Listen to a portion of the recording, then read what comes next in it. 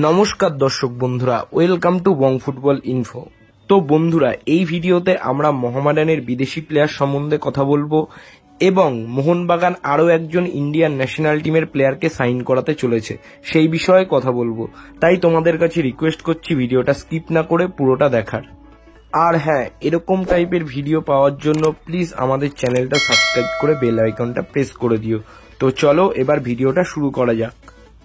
তো বন্ধুরা, মোহামেডান স্পোর্টিং এর কথায় যদি আমরা আসি, মোহামেডান স্পোর্টিং আগের বছরের টিম থেকে 3জন বিদেশি প্লেয়ারকে রেখে দিয়েছে এবং 3জন বিদেশি প্লেয়ারকে আবার নতুন করে সাইন করেছে। তারা আগের বছরের টিম থেকে যেসব বিদেশি প্লেয়ারগুলোকে রেখেছে তারা হচ্ছে জোসেফ আদিজেই, অ্যালেক্সিস গোমেস ও মির্জালাল কাসিমভ। এবং যেই 3জন বিদেশি প্লেয়ারকে নতুন নিয়েছে তারা হচ্ছে সেজার মানজুকি, কার্লোস ফ্যানকা ও মোহাম্মদ কাদিরি। এছাড়াও সবথেকে ইন্টারেস্টিং বিষয় হচ্ছে সবকটা বিদেশি প্লেয়ারের বয়স কিন্তু 30 বছরের নিচে, যেখানে সেজার মানজুকির বয়স 27 বছর, কার্লোস ফ্যানকার বয়স 29 বছর, জোসেফ আদিজেইর বয়স 28 বছর, অ্যালেক্সিস গোমেসের বয়স 24 বছর, মোহাম্মদ কাদিরির বয়স 28 বছর এবং মির্জালাল কাসিমভের বয়সও 28 বছর। সুতরাং এর থেকে বোঝা যাচ্ছে যে মোহামেডান স্পোর্টিং এর টিমটা অনেক বুদ্ধি করে করা হচ্ছে এবং বিদেশি প্লেয়ারগুলোর বয়স 30 বছরের নিচে হওয়ার জন্য বিদেশি প্লেয়ারদের চোটাঘাতের ভয়ও কম থাকবে এবং এই প্লেয়ারগুলো অনেক ওয়ার্কলোড নিয়েও খেলতে পারবে।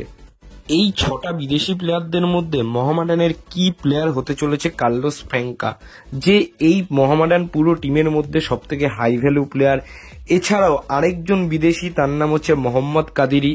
এই প্লেয়ারটা কিন্তু মোহামেডান টিমের এক্স ফ্যাক্টর হতে চলেছে, কারণ মোহাম্মদ কাদিরি সেন্ট্রাল ব্যাকে খেলার সাথে সাথে কিন্তু ডিফেন্সিভ মিডফিল্ড পজিশনেও খেলতে পারে এবং এই প্লেয়ারটার হিটম্যাপ দেখলে আমরা বুঝতে পারবো এই প্লেয়ারটার কিন্তু যথেষ্ট ওয়ার্কলোড নেওয়ার ক্ষমতা আছে এবং পুরো মাঠ খেলার একটা সক্ষমতা আছে।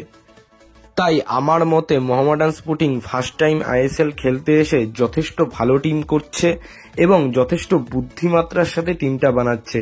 তাই অন্যান্য আইএসএল টিমের জন্য পরবর্তী সিজনে মোহামেডান স্পোর্টিং যে একটা সারপ্রাইজিং প্যাকেজ হতে চলেছে সেটা কিন্তু আমরা এখন থেকে বলতেই পারি। তো বন্ধুরা, এবার যদি আমরা মোহনবাগানের কথায় আসি, তাহলে ইন্ডিয়ার সবথেকে ভালো এবং সবথেকে অথেন্টিক স্পোর্টস জার্নালিস্টের কাছ থেকে একটা খবর বেরিয়ে আসছে, সেটা হচ্ছে মোহনবাগান কিন্তু আরও একটা ন্যাশনাল টিমের প্লেয়ার নিতে চলেছে। তো এই প্লেয়ারটাকে নিতে গেলে মোহনবাগান হয়তো ট্রান্সফার ফি খরচ করতে পারে। আবার সেই প্লেয়ারটা যদি রহিম আলী হয় তাহলে কিন্তু মোহনবাগান কোনো ট্রান্সফার ফি খরচা করবে না, কারণ রহিম আলী এখন ফ্রি রয়েছে এবং রহিম আলীকে মোহনবাগান উইদাউট ট্রান্সফার ফি পেয়ে যাবে। কিন্তু একটা ইন্টারেস্টিং বিষয় হচ্ছে জিকসান সিং, যেই প্লেয়ারটার সাথে কেরালার 1 বছরের চুক্তি রয়েছে এবং কেরালা ব্লাস্টার্স এই প্লেয়ারটার জন্য যথেষ্ট একটা ভালো ট্রান্সফার ফি দাবি করছে, কারণ পরের সিজনে জিকসান সিং ফ্রি হয়ে যাবে। তাই জিকসান সিংকে কেরালা কোনো মতেই ফ্রিতে ছাড়তে চাইছে না। তাহলে আপুইয়ার পর আবার মোহনবাগান জিকসান সিংকে নিয়ে নিচ্ছে না তো? হতেই পারে, কারণ মোহনবাগানে এখনো অবধি জেমি ম্যাকলারেন শিওর হয়নি। আর মোহনবাগান এই সিজনে যে 2টো স্টপার কিনেছে বিদেশি, তারা কিন্তু খুব হাই ভ্যালুর প্লেয়ার নয়। তারা ভালো প্লেয়ার কিন্তু তাদের মার্কেট ভ্যালু খুব একটা হাই নয়। তাই মোহনবাগান এই সিজনে কোথাও তো একটা টাকা খরচা করবে। সেটা যদি জিকসান সিং হয় তাহলে কিন্তু আমরা খুব একটা অবাক হব না, কারণ আমরা সবাই জানি জিকসান সিং এর পেছনেও কিন্তু মোহনবাগান পড়েছিল। এবার মোহনবাগানে আপুইয়া সাইন হয়ে যাওয়ার পর এই বিষয়টাই কিন্তু অনেকটা ধামাচাপা পড়ে যায়।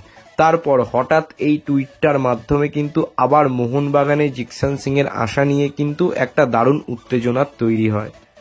তো দেখা যাক কি হয়। তবে আমি জোর গলায় বলছি না যে মোহনবাগানের টার্গেট করা ইন্ডিয়ান ন্যাশনাল টিমের প্লেয়ারটা জিকসান সিংই, কিন্তু সেই প্লেয়ারটা যদি জিকসান সিং হয় তাহলেও আমরা খুব একটা অবাক হব না, কারণ মোহনবাগান ট্রান্সফার মার্কেটে যা ইচ্ছা তাই করতে পারে।